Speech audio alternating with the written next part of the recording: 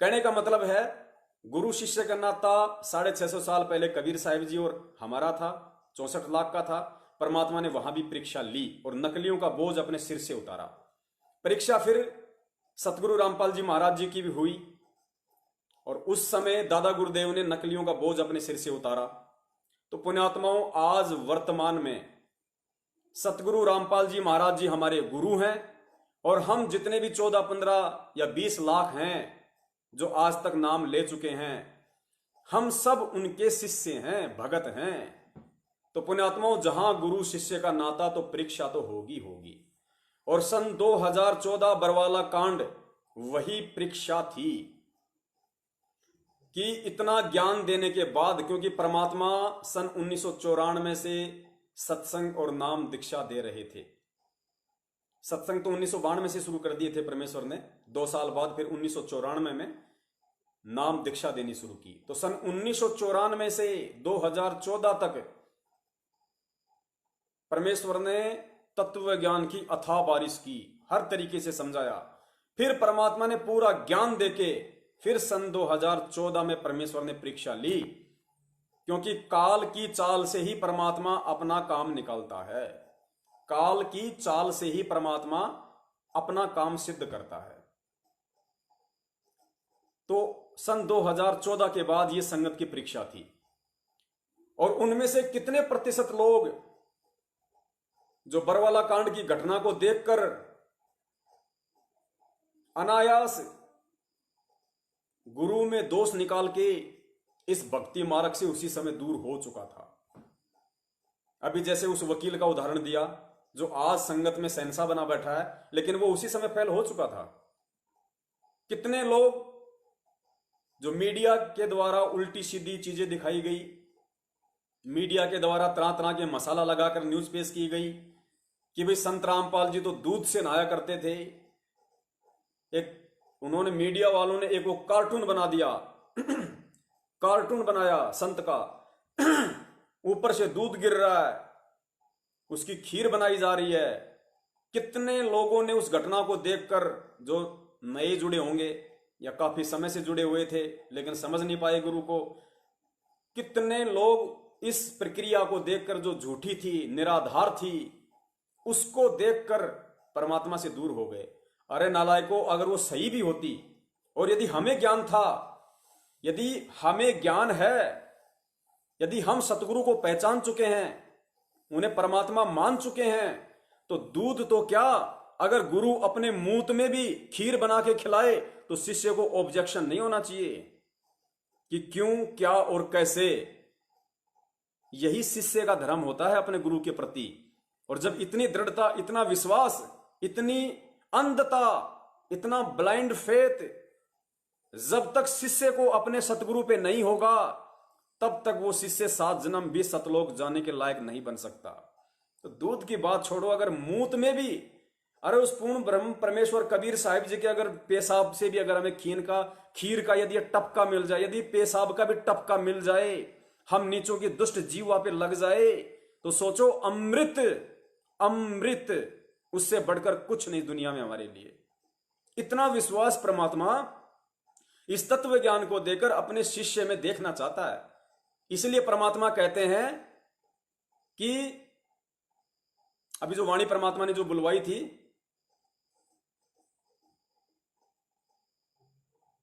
दास के दिमाग से निकल गई। तो परमात्मा इस तरीके से इस भक्ति मार्ग पे अपने शिष्य को, अपने भगत को, अपने बच्चों को इतना दृढ़ भाव से, इतनी दृढ़ श्रद्धा से, लगन से भक्ति मार्ग पे चलता हुआ देखना चाहता है। तब परमात्मा निशन से होके शरीर त्याग के सतलोक जाता कि हां, अब मेरे बच्चे इस मार्ग को हजारों वर्षों तक निर्विरोध चलाएंगे, कोई रोकने टोकने वाला नहीं। इसलिए परमात्मा कहा करते थे कि यदि ब्रह्मा विष्णु महेश भी आकर मेरे बच्चों को तोड़ने की कोशिश करें तो मार खा के जाएंगे, मार। अब वर्तमान की स्थिति क्या है? ब्रह्मा विष्णु महेश की तो छोड़िए, खुद अपने ही जो घर में ब्रह्मा विष्णु महेश बने बैठे हैं, सतलोक आश्रम मैनेजमेंट वाले, काल ने जिनको अपने एजेंट रूप में बैठा रखा है, फर्जी नामदान केंद्र खुलवाकर गांव गांव में बैठा दिया, लोगों को ज्योति के नाम पे लूट रहे, पाठ के नाम पे लूट रहे। अरे 3 दिन का पाठ होता है, और 9-9 दिन का पाठ इन्होंने सिंहपुरा में, रोहतक में, मुंडका में, भिवानी में शुरू कर रखा है। भूख मिट नहीं रही ना। अब संगत हो गई समझदार। संगत को पता चल गया कि गुरु बिन दान पुण्य जो कर ही मिथ्या होय कबू न फल ही, कि गुरु के बिना किया गया दान पुण्य मिथ्या होता है, बेकार होता है, नहीं फलेगा। और कुपात्रों को दान दोगे तो उल्टा नुकसान में जाओगे। फिर गुरु जी कहते हैं कि गुरु बिन होम यज्ञ जो कर ही और मन 10 पातक लागे, कि गुरु की आज्ञा के बिना, गुरु से आज्ञा लिए बिना यदि आप पाठ करवाते हो, ज्योति करवाते हो, तो औरों से 10 गुना ज्यादा पाप के भागी बनते हो। तो अब लोगों को तत्व ज्ञान समझ में आने लग गया धीरे धीरे परमेश्वर की दया से। लोगों ने इनको पिछले 2-3 सालों से ज्योति पाठ का पैसा देना कम कर दिया। जिनको पता चल गया वो तो बिल्कुल भी नहीं देते, एक नया पैसा इनको नहीं देते नामदान केंद्रों पे। जिसको पता चल गया तो इनका धार्मिक धंधा गिरावट में आ गया। तो उस धार्मिक धंधे को दोबारा से पटरी पे लाने के लिए, अपनी मौज मस्ती के लिए, पैसा इकट्ठा करने के लिए इन लोगों ने ये पाठ वाला सिस्टम शुरू कर दिया। अरे पाठ प्रकाश, यदि गुरु धरती पे प्रकट है, यदि गुरु पृथ्वी पे साक्षात है, और यदि पाठ प्रकाश है, तो गुरु की उपस्थिति के बिना, गुरु की हाजिरी के बिना वो पाठ प्रकाश सफल हो ही नहीं सकता। ये जो पाठ प्रकाश वर्तमान में चल रहा है गुरु की अनुपस्थिति में, अरे ये प्रोसीजर तो जब गुरुजी शरीर छोड़ के जाएंगे उस समय वो संगत में सार्वजनिक करके जाएंगे, वो बता के जाएंगे कि आपने किस विधि से पाठ करना है या करवाना है। वो बाद की प्रोसीजर है। वर्तमान में यदि गुरु साक्षात धरती पे विद्यमान है और यदि कोई नालायक अपनी तरफ से पाठ कर रहा है तो वो पाठ सक्सेस नहीं होगा, पाठ सफल नहीं होगा। गुरु को अपने कुकर्मों के चलते जेल में बैठा के तुम बाहर पाठ करवा के और पुण्य प्राप्त करना चाह रहे हो। गुरु जी कहते हैं करत है पुण्य होत है पापम। तुम तो ये सोच के कर रहे हो कि हमारे पुण्य होंगे, लेकिन उल्टे पाप बढ़ेंगे तुम्हारे। क्योंकि किन लोगों की हरकतों के चलते, किन लोगों की गलतियों के चलते, किन लोगों के कुकर्मों के चलते आज सतगुरु रामपाल जी महाराज जी हिसार जेल में, किन लोगों के मनवश आचरणों के चलते, किन लोगों की नादानियों के चलते सतगुरु रामपाल जी महाराज जी का 20 से 25 दिन का रिमांड हुआ। पुण्यात्माओं, जिन लोगों की वजह से, जिन सतलोक आश्रम मैनेजमेंट हरियाणा वालों की वजह से, उनके परिवार वालों की वजह से, उनके भाई बंधुओं की वजह से, इन स्टेट कोऑर्डिनेटर्स की वजह से, जिसका सतगुरु दुनिया में आज निंदा का पात्र बना हुआ हो,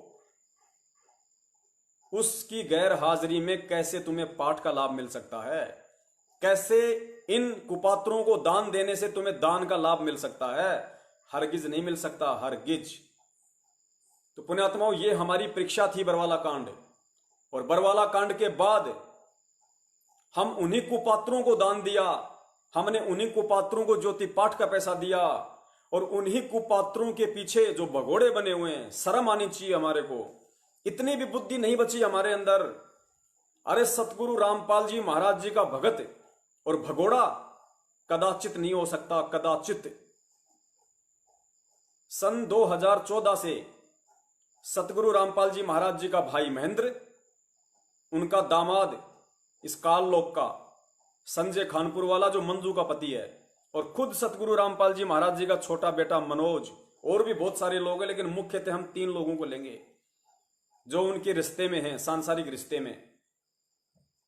एक भाई का रिश्ता है, एक का बेटे का और एक का दामाद का। सन 2014 के बाद बरवाला कांड में सतगुरु रामपाल जी महाराज जी को ऐसी विपत्ति में छोड़ के पहले तो संगत को भड़काया, उन्हीं का आदेश बता के संगत के हाथों में लठ पकड़ा दिए, काले कपड़े पहना दिए, बंदूकें पकड़ा दी, पेट्रोल बम पकड़ा दिए, पत्थरों से पुलिस वालों के ऊपर पथराव करवाया, उनको भड़काया। और जब ढंग से सब कुछ काम खराब हो गया तो ये तीनों के तीनों नालायक आश्रम छोड़ के भग गए, और आज तक भगोड़े बनके घूम रहे हैं। भगोड़े बनके पुलिस को इनकी तलाश है। ये वांटेड है, वांटेड। मुकदमा नंबर 428 देशद्रोह में ये तीनों लोग और बहुत सारे लोग जो आश्रम में गुरुजी के आसपास रहा करते थे, सब के सब नालायक वहां से भग लिए।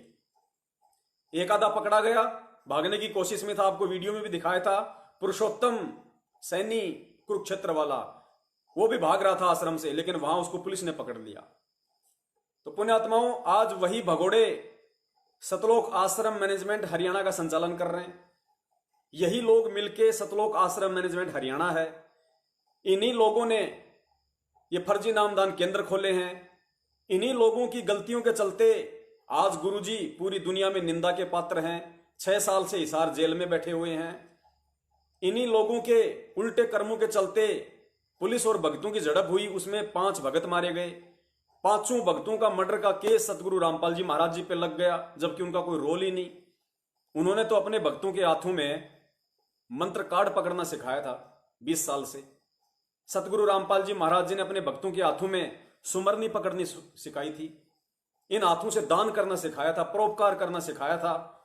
तो पुण्यात्मा विचार करो, वो परम संत, वो महापुरुष जो खुद कबीर है, जो दुनिया में प्रेम और शांति का संदेशा देने के लिए आता है, अहिंसा जिसका मार्ग है, और पुलिस वाले भी जिसके बच्चे और भगत भी उसी के बच्चे, तो एक बाप कैसे अपने दोनों बच्चों को आपस में लड़वा सकता है, मरवा सकता है? तो विचार करो किसके आदेशों से हुआ, किन की गलतियों से हुआ, किन काल एजेंटों की कारगुजारियों से यह बरवाला कांड हुआ। इन्हीं लोगों के खुद उनका भाई, उनके बेटे, उनके रिश्तेदार और ये स्टेट कोऑर्डिनेटर, इनकी नालायकी के चलते ये बरवाला कांड हुआ। क्योंकि संगत को इन्होंने गाइड किया, फोन कर करके संगत को इकट्ठा आश्रम में इन्होंने किया। संगत के लिए काले कपड़ों की व्यवस्था इन्होंने की। संगत के लिए लठ और पत्थरों की व्यवस्था इन लोगों ने की। क्योंकि मैं भी शामिल था उस समय, मैं भी भोलेपन में कमांडो बना हुआ था गुरु का आदेश समझकर। क्योंकि 2013 में मैंने नाम लिया था, 14 में कांड हो गया था। तो हम तो कभी गुरुजी से मिले भी नहीं, कभी बस आम संगत की तरह जाते थे, सत्संग सुना और लाइन में लग के आशीर्वाद ले लिया करते थे, अपने आ जाया करते थे। तो हम भी भ्रमित थे, हमें भी नहीं पता था। हम भी सोचे भाई गुरु का आदेश है, और गुरु आदेश पे हम लोग इस कदर वहां पे खड़े हो गए कि चाहे जान चली जाए, गुरु जी का आदेश है कि पुलिस अंदर नहीं आनी चाहिए तो नहीं आएगी। हम लोग वहां पे मरने मारने के लिए खड़े हो गए थे, क्योंकि ज्ञान नहीं था। परमेश्वर ने बाद में बुद्धि खोली तो बड़ा अफसोस हुआ, बड़ा पछतावा हुआ।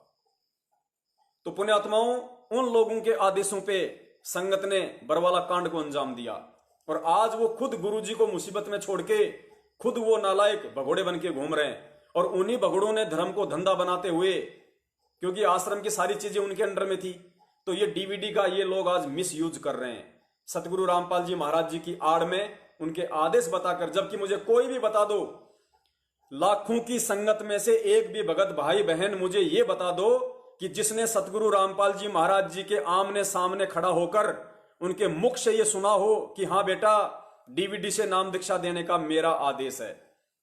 कोई भी मुझे बता दो, एक भी माई का लाल इस संगत में अगर कोई ऐसा है तो फिर किसके आदेश मान रहे हो भाई? किसके आदेश से नाम दीक्षा दी जा रही है? किसके आदेश से ये सब कुछ चल रहा है? अरे आदेश क्या होता है? छोटा सा एक वीडियो सुनो आप, आपकी समझ में आ जाएगा कि भक्ति मार्ग में गुरु का वचन किस प्रकार सफल होता है। गुरु कितना स्पष्ट रूप से बोलेगा यदि किसी को नाम दीक्षा देने का आदेश देगा तो। स्वयं सतगुरु रामपाल जी महाराज जी ने अपने लिए बताया है कि मेरे दादा गुरुदेव ने मुझे जब नाम देने का आदेश दिया तो दादा गुरुदेव ने पूरी संगत में ऐलान किया था कि आज के बाद ये नाम देगा। गुरु का नाम लेके कहा कि आज के बाद, गुरु जी का नाम लेके कहा कि ये नाम दीक्षा देगा, और जो इसको गुरु नहीं मानेगा वो मेरा कुछ नहीं लगता। पुण्यात्माओं, यदि सतगुरु रामपाल जी महाराज जी ने आदेश देना होता, पहली बात तो गुरु जी ने अपने सत्संग में पहले ही स्पष्ट किया हुआ है कि डीवीडी से नाम दीक्षा मुझ दास के सतलोक जाने के बाद देने की व्यवस्था की जाएगी, डीवीडी से नाम दीक्षा की। तो भक्ति मार्ग में संत वचन पलटे नहीं, चाहे पलट जाए ब्रह्मांड। सतगुरु का वचन है कि जब तक मैं हूं तब तक मैं दूंगा, और जब चला जाऊंगा तब ये डीवीडी काम आएगी। इसलिए परमात्मा ने सन 2005 में डीवीडी बना के रखी हुई थी। वरना सोचो, अगर परमात्मा ने डीवीडी से ही नाम दीक्षा अगर आज वर्तमान में लोगों को दिलवानी होती, तो जब परमात्मा ने 2005 में डीवीडी बना दी थी और 2006 में गुरुजी जेल में गए थे, 2 साल जेल में रहे, उस समय डीवीडी से नाम दीक्षा देने की प्रक्रिया शुरू क्यों नहीं हुई?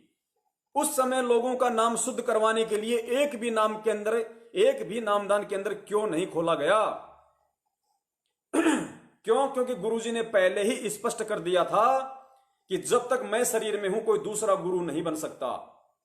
जब तक मैं हूं गुरु मैं रहूंगा, और जब मैं सतलोक चला जाऊंगा उसके बाद मेरा नूरी शरीर नाम दीक्षा दिया करेगा दुनिया को। नूरी शरीर मतलब इलेक्ट्रॉनिक बॉडी, जो डीवीडी में परमात्मा ने जो बना के रख दी, वो डीवीडी से, टीवी से, लैपटॉप से ही दुनिया को नाम दीक्षा दी जाएगी। यानी इस भक्ति मार्ग में अब अंत तक केवल एक ही गुरु रहेगा, सतगुरु रामपाल जी महाराज। तो इन लोगों को अच्छे से पता था कि गुरु तो कोई दूसरा बन नहीं सकता, इसलिए इन्होंने डीवीडी का मिसयूज किया कि डीवीडी को ही गुरु बना के खड़ा कर दो और अपना स्वार्थ सिद्ध कर लो। क्योंकि इन लोगों ने गुरु को कोई परमात्मा नहीं माना। ये लोग गुरु जी के शरण में या भक्ति कोई मोक्ष के लिए नहीं कर रहे थे। ये लोग गुरु जी को केवल एटीएम मशीन समझ रखा था, एटीएम मशीन बस। क्योंकि दान का पैसा गुरु जी थोड़ा ना गिनते थे, ये मैनेजमेंट बना हुआ था, ये अपने स्तर पे सारे काम किया करते थे। गुरु को ये लोग गुरु मानते नहीं थे, तो अपने ऐसो आराम थे इनके। देखो किस तरीके से दादा गुरुदेव ने जब नाम देने का आदेश दिया तो किस प्रकार ऐलान किया संगत में। फिर किसी को भी ऑब्जेक्शन नहीं हुआ। जिसने नहीं लेना था उसने नहीं लिया, और जिसने लेना था उसने ले लिया। लेकिन किसी ने भी ये ऑब्जेक्शन नहीं किया कि दादा गुरुदेव का आदेश नहीं है, संत रामपाल जी क्यों नाम दे रहे हैं। ऐसा नहीं हुआ। उस दिन के बाद 6 वर्ष 1994 तक दास ने जेई की पद पर सर्विस की। काम करते, अपनी ड्यूटी करते करते भी हम भक्ति करते हैं। हमारा रूल यही है, काम भी करो भगवान ना भूलो, बुराई छोड़ दो। लेकिन 1994 में परमात्मा ने आदेश दे दिए गुरु महाराज ने कि तू इस काम ने संभाल। अब गुरु की आज्ञा का अवहेलन करना भगत का काम नहीं होता। जो गुरु वचन पर डट गए कट गए फंद 84 के। भाई जो गुरु वचन पर डट गए कट गए फंद 84 के। और उन्होंने अचानक मुझे बुलाकर पास बैठा लिया, कहने लगे आज से तू नाम दिया करेगा, और जितने भी वर्तमान संगत थी सबको कह दिया, और सबको बता देना कि जो इसको गुरु नहीं मानेगा और मेरा कुछ नहीं होगा। मेरे पसीने आ गए कि मैं तो 2 कौड़ी का जीव, एक मजदूर आदमी, और परमात्मा ये इतना बड़ी जो है ना, इतना बड़ा जिम्मेवारी का काम। और उनके पुराने पुराने भक्त मेरे थे, लाल कपड़े पहन कर बाबा जी भी बन रहे थे, उनके साथ रहा करते। उनको सबको निकाल दिया था उनकी त्रुटियां देख जाकर। हमने नहीं पता था कि हो रहा है, क्या इनका मालिक का उद्देश्य है। जब वो 104-5 साल की उम्र थी उस महापुरुष की, हमारे पूज्य गुरुदेव की। और कहा मैं तेरे साथ रहूंगा। और तीसरा शब्द एक दिन कहा था कि रामपाल तेरे सब बराबर संसार में संत नहीं होगा, पूरे विश्व में तेरे बराबर संत नहीं होगा।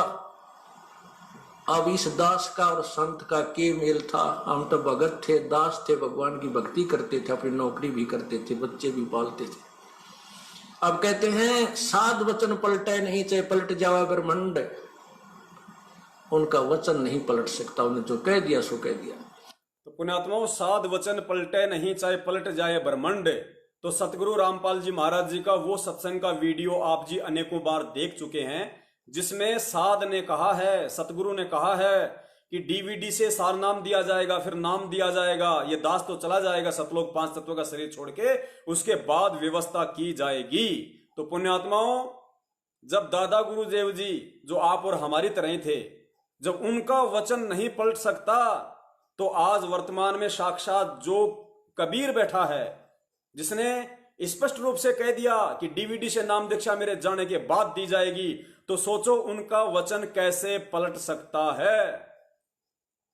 ये विचार केवल वही आत्माएं करेंगी जो भक्ति युक्त आत्मा होंगी, जो पहले की संस्कारी आत्मा होंगी, या जिनको वर्तमान में वास्तव में मोक्ष चाहिए, जिनको अपना उद्धार करवाने से मतलब है, ना कि उनके परिवार से, ना किसी कोऑर्डिनेटर से, ना किसी नामदान संचालक से। वही आत्माएं सत्य को स्वीकार करेंगी, अन्यथा नहीं करेंगी।